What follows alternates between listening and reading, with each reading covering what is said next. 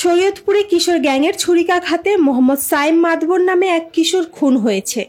সোমবার রাত ৯টার দিকে সদর উপজেলার ডোমসার ইউনিয়নের ৬ নম্বর ওয়ার্ডের সুজন দেয়াল গ্রামে কিশোর গ্যাংয়ের ছুরিকাঘাতে গুরুতর আহত হয় সাইম। এরপর মঙ্গলবার বিকেলে ঢাকা মেডিকেল কলেজ হাসপাতালে নিয়ে গেলে চিকিৎসাধীন অবস্থায় তার মৃত্যু হয়। শরীয়তপুরের পুলিশ সুপার নজরুল ইসলাম এ তথ্য নিশ্চিত করেছেন।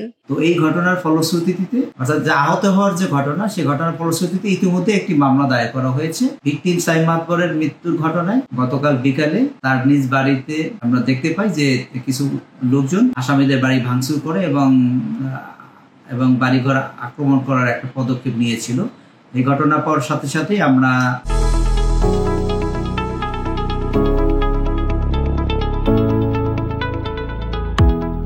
তাৎক্ষণিকভাবে সদর থানা এবং আমাদের ফাঁড়ি চিকন্দি ফাঁড়ি থেকে অতিরিক্ত পুলিশ এবং অফিসার যে আমরা ওখানে পরিস্থিতি নিয়ন্ত্রণ করি।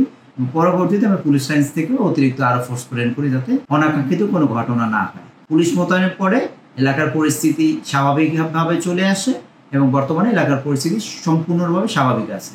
তো আমরা এই ঘটনায় ভিকটিম সাইদ মাদবরের যে মৃত্যুর ঘটনায় ইতিমধ্যে যেহেতু আমরা মার্ডার মামলায় ত্রাণ করার জন্য বিজ্ঞ আদালতে প্রার্থনা দিয়েছি, আমরা এই বিজ্ঞ আদালতের নির্দেশনা পেলে আমরা একটা মার্ডার মামলা হিসেবে গণ্য করব এবং একই সাথে এই মামলার যারা জড়িত আসামি আছে তাদেরকে গ্রেপ্তারের জন্য আমরা সর্বাত্মকভাবে চেষ্টা করব যাতে আমরা এই ভিকটিমের হত্যার ঘটনায় একটি ন্যায় বিচার নিশ্চিত করা যায়। যেটা জানতে পেরেছি এটা আসলে পারিবারিক আধিপত্য বিস্তার এবং যেহেতু তারা বয়সে তরুণ, তো তাদের আমাদের মনে করছি হয়তো তাদের ভিতরে কিশোর গ্যাংয়ের কোনো বিষয় নিয়ে বিরোধ থাকতে পারে। এখন পর্যন্ত এই ঘটনা আমরা কাউকে গ্রেপ্তার করতে পারিনি। আসামির আপনারা জানেন যে আসামির ঘটনার পরপরই পলাতক আছেন, বাট আমরা আমাদের চেষ্টা চালিয়ে যাচ্ছি যে কোনোভাবেই হোক আমরা আসামিদেরকে গ্রেপ্তার করতে আশা করি খুব দ্রুতই আমরা।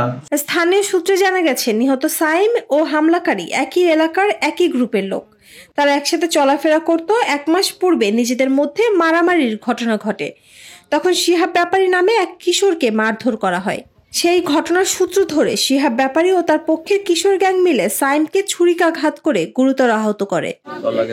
টাকা ছিল আর মোবাইলটা নেয়নি, অবশ্য মিথ্যা কথা কইলাম না, মোবাইলটার ভিতরে রয়ে গেছে গা। এই ছেলেরে এলোপাতারি ভাবে কোপ দিছে এবং ফুসফুসের ভিতরে কোপ দিয়ে আবার করছে, মানে মারিয়া লীলা পরিকল্পনা করছে।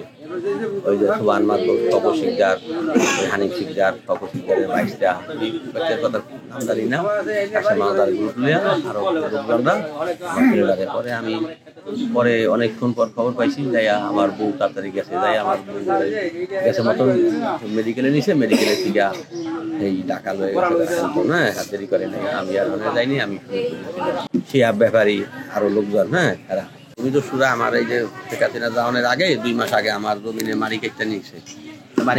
নেওয়ার পর আমি মারি কেটটা নেওয়ার পর আমি টাকা পাই, যেটা আমার মারি কেটটা নিছো টাকা দে আমার এই পুরা টাকা চাই, হ্যাঁ কয় বিমানে টাকা আবার বিমানে, হ্যাঁ টাকা পাই মনে করেন 50,000 মতো 2,000 টাকা দিয়েছে, চাইতে আছে দেখ আস্তে আস্তে টাকাটা দিয়ে দে, তোর মারি বেচটা খাইছে।